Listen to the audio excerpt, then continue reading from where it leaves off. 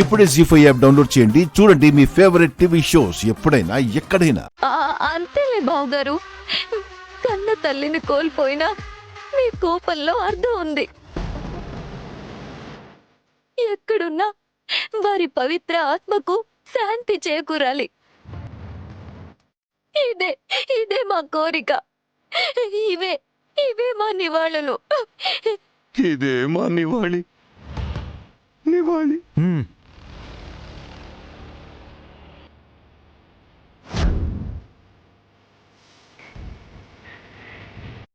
ఏంటల్లుడు ఇలా పట్టుకున్నావు? ఓ, నువ్వేస్తావా అల్లుడు?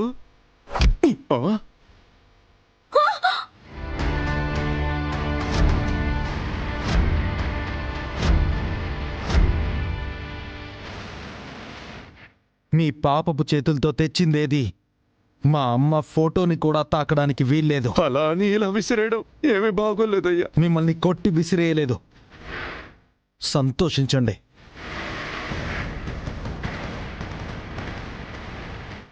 ఇలాంటప్పుడు కూడా సొంత వాళ్ళని వద్దనుకుంటావా? ఎవడ్రా సొంతం? ఎవరికి సొంతం? నువ్వేం కాకపోయినా మా అమ్మ నిన్ను సొంతం అనుకుందిరా. నీకు ఎంతో చేసింది, కానీ నువ్వేం చేశావు?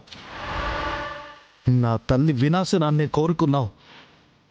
తనకి చెడు చెయ్యాలనే చూశావు. ఇప్పుడు వచ్చి కబుర్లు చెప్తున్నావా? ఏది మర్చిపోను. పోండి. సరేలే అల్లుడు, మేము మా అక్క అయిపోయిందన్న ఆవేదనతో వచ్చాం. అది మీకు అర్థం కానప్పుడు మేమేం చేస్తాం? వస్తాం. అక్కాయి కనీసం ఒక్క పువ్వు అయినా నీ ఫోటో మీద వేయలేదన్న బాధతో వెళ్ళిపోతున్నాం. అక్కాయి బాధతో వెళ్ళిపోతున్నాం. నమస్తే మేడం. నమస్తే మేడం. నమస్తే సార్. మేడం, ఎలక్షన్ కమిషనర్ గారు పంపించారు. పెజవాడ బుజ్జమ్మ గారు చనిపోయినట్టు మాకు హాస్పిటల్ నుంచి కూడా నిర్ధారణ వచ్చింది. అవును సార్, పోస్ట్ మార్టం రిపోర్ట్స్ వచ్చాయి. అదే మేడం, రీ ఎలక్షన్ పెట్టాలని అపోజిషన్ పార్టీ నుంచి ప్రపోజల్ వచ్చింది. అందుకే పెడుతున్నాం మేడం. ఓ, ఎప్పుడు ఉంటుంది సార్? మేబీ 2-3 వీక్స్లో ఉండొచ్చు మేడం. ఇంకా నోటిఫికేషన్ అయితే రాలేదు. త్వరలో రీ ఎలక్షన్స్ కోసం నోటీస్ వస్తుంది మేడం. Don't worry sir.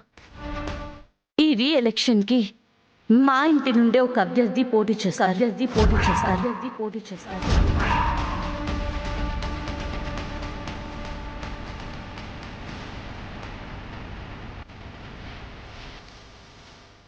ఎవరు మేడం? నేను కాదు సార్, మా వారు అరవింద్ గారు ఎమ్మెల్యే అభ్యర్థిగా పోటీ చేస్తారు.